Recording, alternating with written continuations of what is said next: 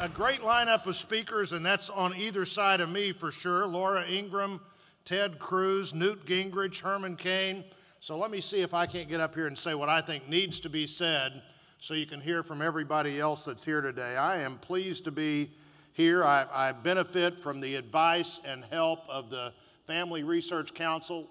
The Values Voter Bus Tour starts from here today.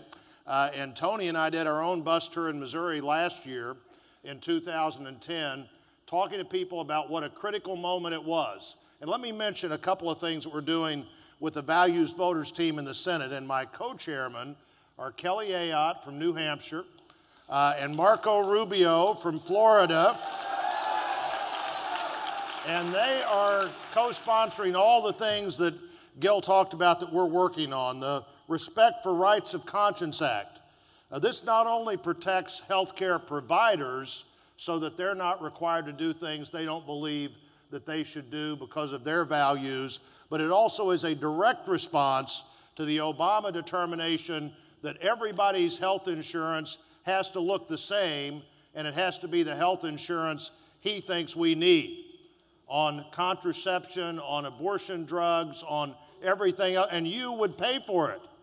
If you put that in every plan, and you have a plan, you're going to pay for it, and every taxpayer subsidized plan you're going to pay for. And one of the reasons that this issue we've been able to deal with this at all is the principle in the New Mexico City language and the Hyde language that if you don't agree, your money doesn't have to go there.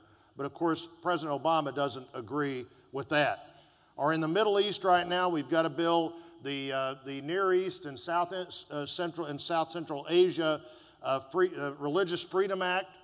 Carl Levin and I in the Senate, Frank Wolf in the House, trying to put somebody at a desk in the State Department whose job it is to be sure that people have religious freedom at a time when in Iran, Pastor Yosef Nadarkhani is going to be hung.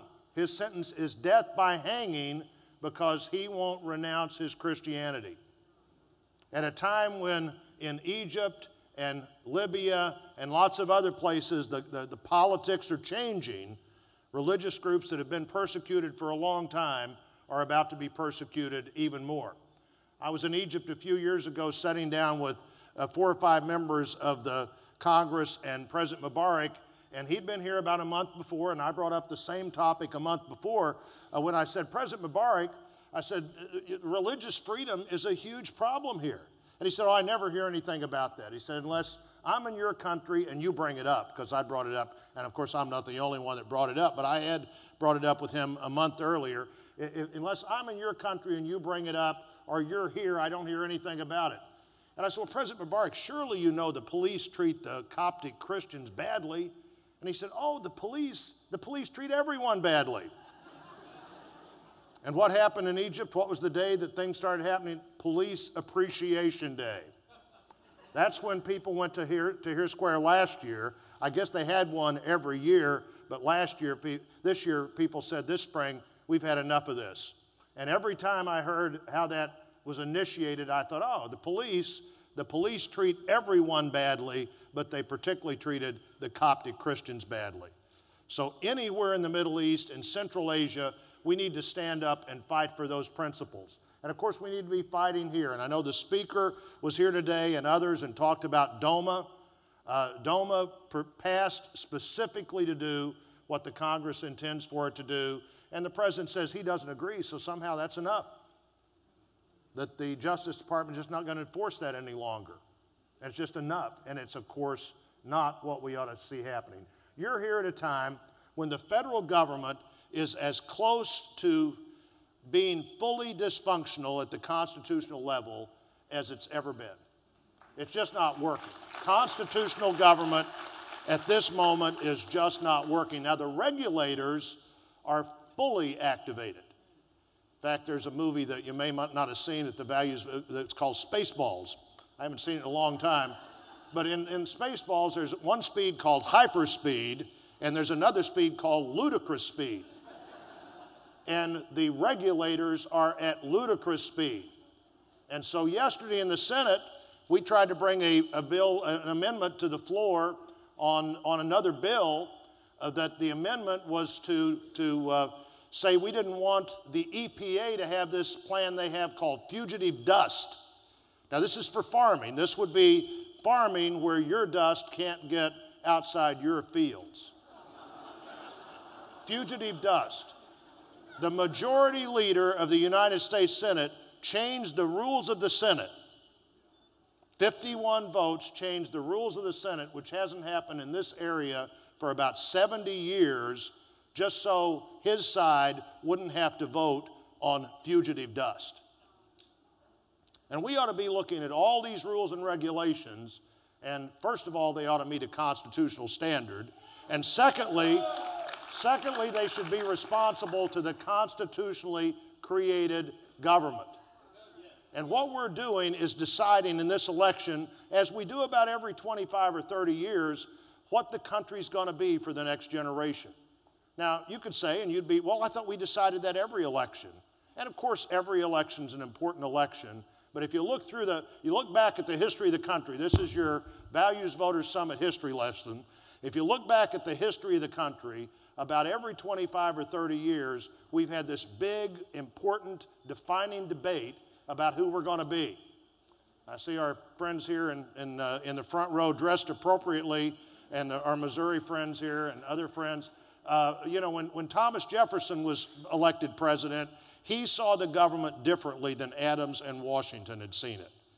And that's a defining moment, and that's pretty much, if you remember your high school or college history.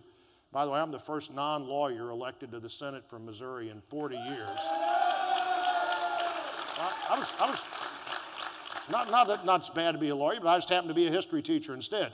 If you look at your history, you know, the next 3 decades we called Jeffersonian America, and his view of the government was the government the view that prevailed. And then comes a guy named Andrew Jackson, so it's Jefferson, that's 28 years later, Jefferson, Jackson, Lincoln, Theodore Roosevelt, Franklin Roosevelt, Lyndon Johnson, Ronald Reagan, and that retooling clock has come around again. So this is no ordinary time, but it's an important time. If I thought the only thing happening in America today was what's happening in Washington, D.C., I'd be incredibly discouraged. But I believe what's happening in America is we're having this big debate about who we're going to be for 25 or 30 years.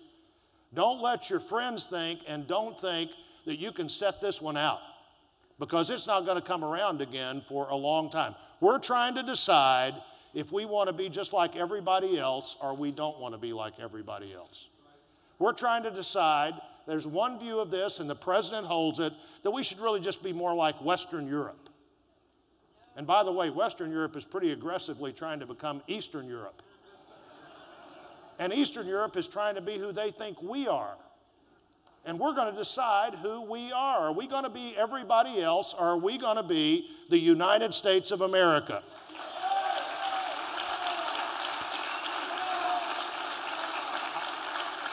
I had a coordinator in my Senate campaign for this little county in Missouri, Iron County, Missouri, south of St. Louis, about 2 hours. And in 2009, Tony Harbison, my county coordinator, the Farm Bureau president, the farmer and tree trimmer, and I were talking about what was happening in the country.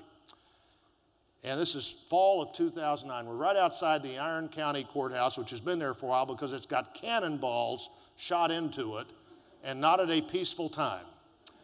But we're sitting there, and he says, you know, he said, whenever I leave somebody's lawn, I leave somebody's property, I like it to look like nobody's been there except the trees look better. So we pick up every limb, and we pick up every leaf, and if there's a rut in the yard, we roll the rut in the yard. And he said, my boys have always had to work for me. My mom and dad were dairy farmers, so I immediately got the whole involuntary servitude thing. My boys have always had to work for me, and he said more than one time they've said to me when we're doing all this stuff, they say, well, Dad, why do we do it this way? Nobody else does it this way. And he said every time they said that to me, I looked them right in the eye and said, if you do it like everybody else does it, you're just everybody else.